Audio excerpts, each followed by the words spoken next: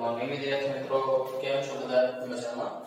તમારા ધોરણ 5 ની અંદર ગુજરાતી વિષય 5 ગુજરાતીમાં મિત્રો આપણે અત્યારે ડોક્ટર બાબા સાહેબ આંબેડકર એવો 13મો ભારત રત્ન પાઠ પૂરો કરેલો છે. તેના પ્રશ્ન જવાબ છે અને તેની શબ્દ સમૃદ્ધિ એ બધા આપણે કરી લીધા છે. પાના નંબર 80 ઉપર યાદ રાખો, શબ્દમાં લિંગને ઓળખવા માટે કેવી, કેવું કે કેવું. શબ્દમાં લિંગને ઓળખવા માટે કેવી, કેવો કે કેવું જેવા પ્રશ્ન પૂછવાથી લિંગ વિશે સરળતાથી જાણી શકાય છે. જેમ કે ચકલી છે કેવી છે તો સ્ત્રીલિંગ આવે, કેવી એ સ્ત્રીલિંગ માટે વપરાય, કેવો છે પુલ્લિંગ માટે વપરાય, ઘોડો કેવો છે તો પુલ્લિંગ, કૂતરું કેવું તો નપુંસક લિંગ.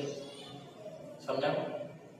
હવે નીચે આપેલા શબ્દને સ્ત્રીલિંગ, પુલ્લિંગ અને નપુંસકલિંગમાં વર્ગીકરણ કરો.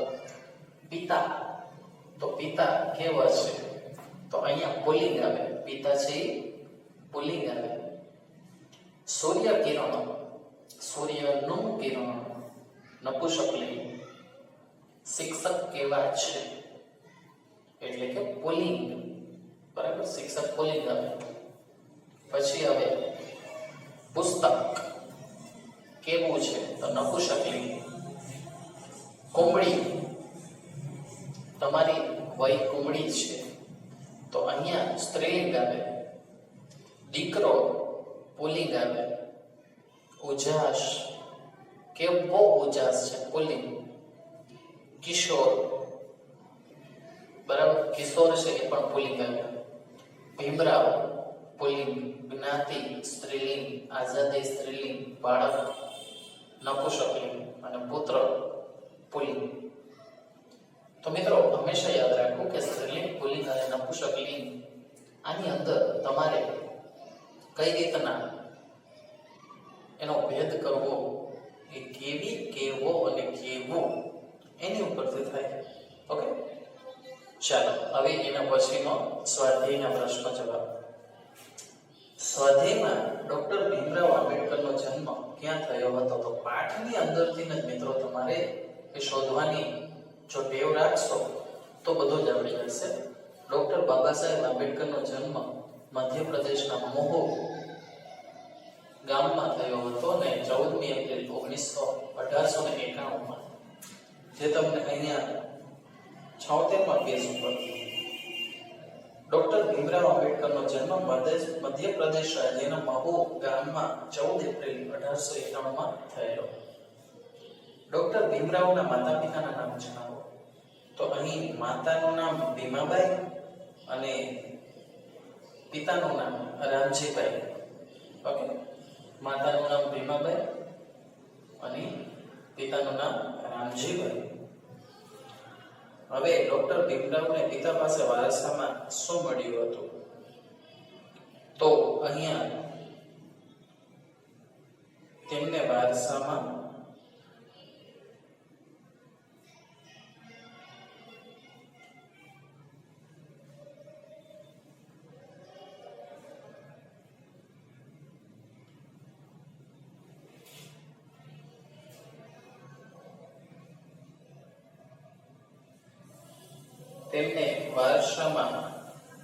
એમના પિતા શિક્ષક હતા, એટલા માટે તેમને વારસામાં સાચી શ્રદ્ધાંજલિ છે. એટલે તેણે વારસામાં નાનકડા ભીમરાવને ભણાવી ગણીને સારો નાગરિક બનાવશે એ જ તેમને નિર્ધાર એને વારસામાં તે જ મળ્યું હતું. ડોક્ટર ભીમરાવની વાંચન પ્રીતિ કેવી હતી તો અહીંયા એક પુસ્તક વાંચી લે પછી તરત જ બીજું પુસ્તક વાંચવામાં તેઓ સમય તરત જ વ્યતીત કરતા, કોઈ પણ દિવસ પોતાનો સમય બગાડતા નહીં. એટલા વાંચન પ્રત્યે તેની પ્રીતિ હતી. પછી આ પાઠમાંથી ડોક્ટર બાબા સાહેબના કયા ગુણો તમને વિશેષ ગમ્યા?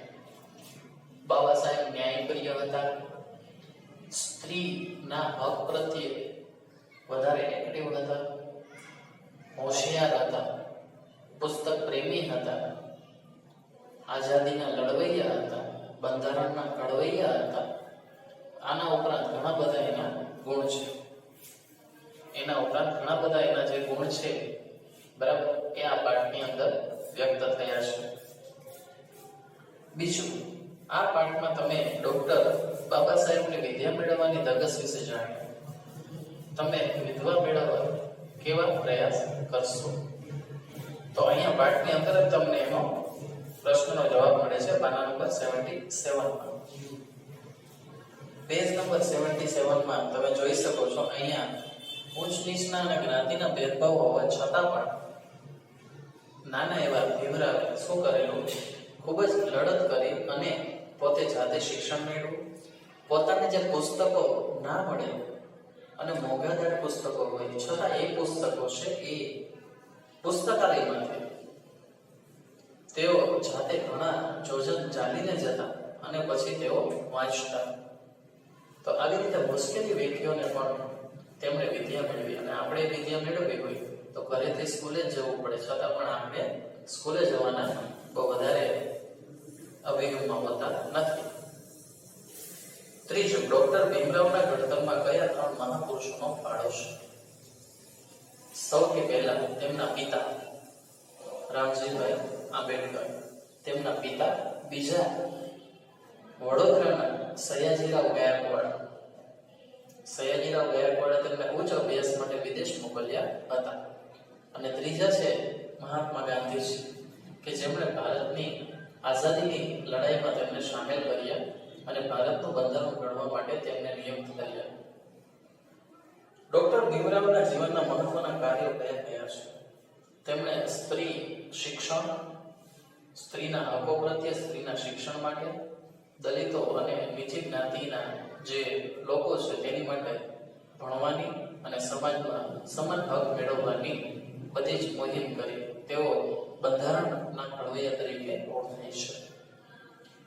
પછી પ્રશ્ન નંબર 5. ભારત રત્ન એ ભારત સરકાર દ્વારા મળતું સન્માન ડોક્ટર બાબા સાહેબ સિવાય જેમને ભારત રત્ન સન્માન મળ્યું હોય તેવા 5 મહાનુભાવોના નામ જાણીને લખો, જે આપણને ઘણી બધી પુસ્તકોમાંથી મળશે. જેમ કે મહાત્મા ગાંધી છે, પછી જવાહરલાલ નહેરુ છે, સરદાર પટેલ છે. એવી રીતે ઘણા બધા મહાનુભાવોને આ ભારત રત્ન મળેલું છે.